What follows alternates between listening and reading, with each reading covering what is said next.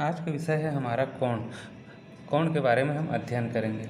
इसमें क्या होता है, किसी बिंदु पर दो भुजाओं के बीच बनने वाले झुकाव या घुमाव को कोण कहते हैं। देखिए, इसको हम चित्र के माध्यम से समझते हैं।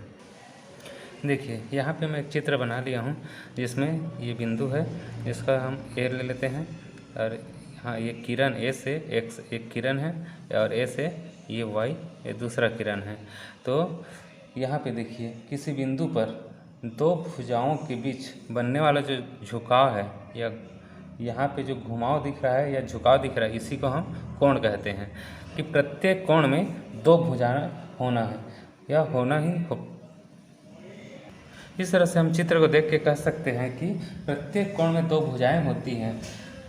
देखिए, पहली भुजा और ये दूसरी भुजा, और दोनों भुजाएं कोई न कोई एक बिंदु पर मिलता है। इस बिंदु को हम शीर्ष कहेंगे। जहाँ पे ये दोनों भुजाएं मिलती हैं, इसी को हम बोलेंगे शीर्ष। और इसको ए से एक्स है, इसको हम बोलेंगे भुजा।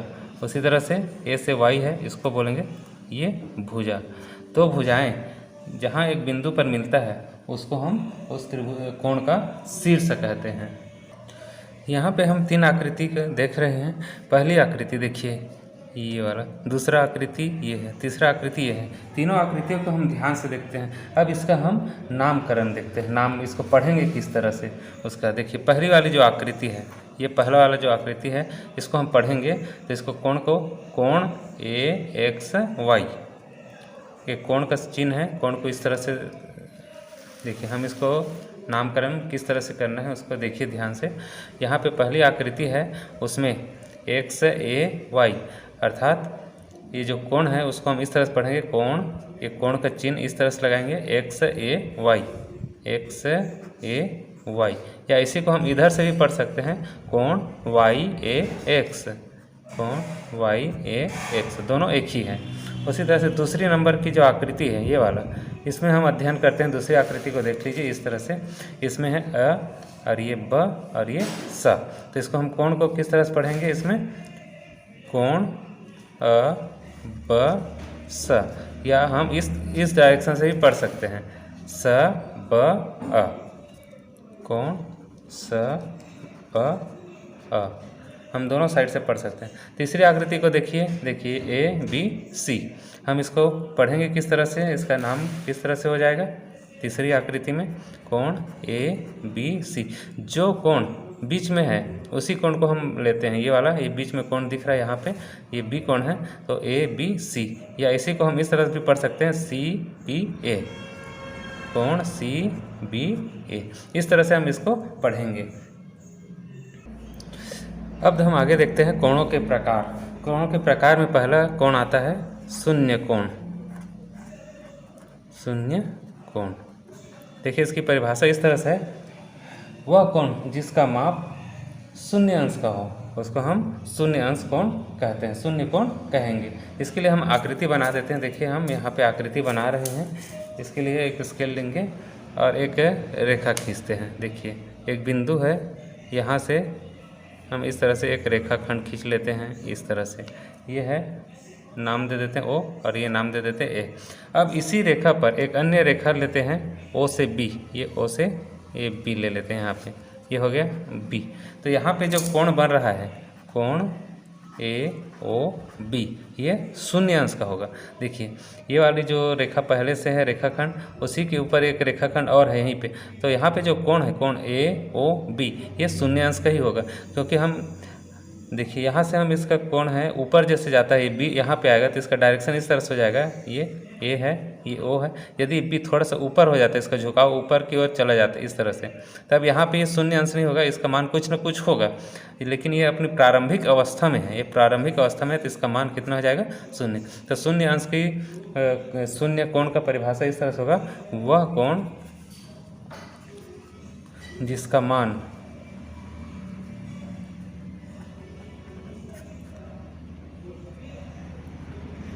शून्य अंश हो तो क्या कहलाएगा, वो शून्य अंश कोण कहलाएगा। अब हम देखते हैं दूसरा नंबर सरल कोण। सरल कोण किससे कहेंगे, वह कोण जिसका मान 180 अंश हो।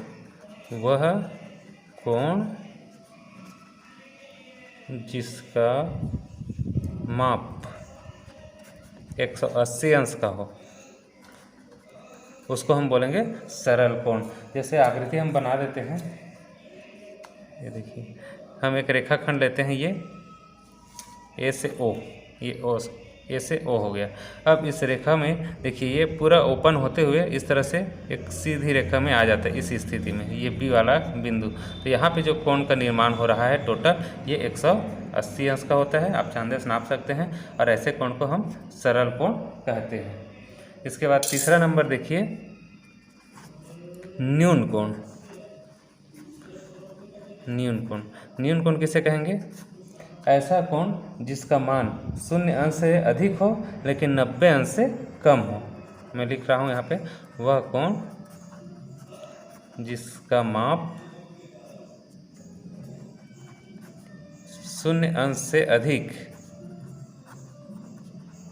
अधिक हो लेकिन 90 अंश से कम हो, तो ऐसे कोण को हम बोलते हैं न्यून कोण।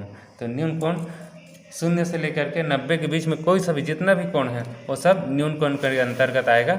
जैसे कि हम 30 अंश, 45 अंश, 40 अंश, कोई सा भी कोण 50, 55 जितना भी है ये सब न्यून कोण के अंतर्गत आ जाएगा। हम एक यहाँ पे बना सकते हैं आकृति न्यून कोण का, इस तरह से चांदी की सहायता से आप इसको नाप के बना लीजिए। मान लेते हैं 45 डिग्री का है, तो इस तरह से जो कोण बन रहा है ABC, ये न्यून कोण कहलाएगा। इसके बाद चौथा नंबर पे है समकोण। समकोण किसको कहेंगे? ऐसा कोण जिसका माप 90 अंश का हो उसको हम बोलेंगे समकोण। वह कोण जिसका माप 90 अंश का हो, तो ऐसे कोण को हम बोलेंगे समकोण। इसमें एक खासियत ये होता है समकोण में कि एक भुजा दूसरी भुजा पर लंब होता है। एक भुजा दूसरी भुजा पर लंब होता है, उसको हम समकोण कहेंगे। समकोण की आकृति हम बना देते हैं। आप, मेरे पास चांदा नहीं है, फिर भी इसमें अनुमानित एक चित्र बना रहा हूँ। इस तरह से एक रेखा खंड खींच लेंगे और यहाँ पे 90 अंश का कोण बनाते हुए एक रेखा खींच देंगे।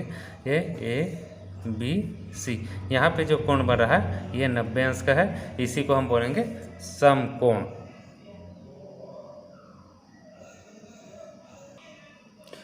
अब 5वें नंबर पे देखते हैं हम अधिक कोण। अधिक कोण किसको कहेंगे?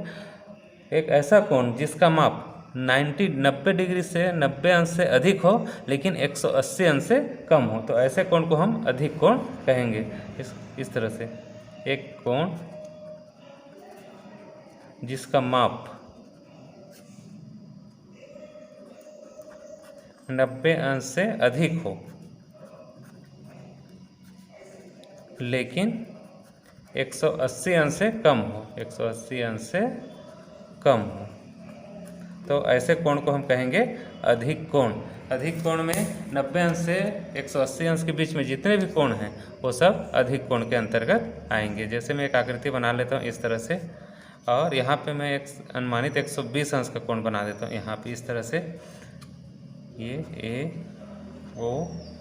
AOB इस तरह से, तो यहाँ पे जो कोण बन रहा है वो अधिक कोण होगा। ये 120 अंश है तो ये अधिक कोण के अंतर्गत आएगा।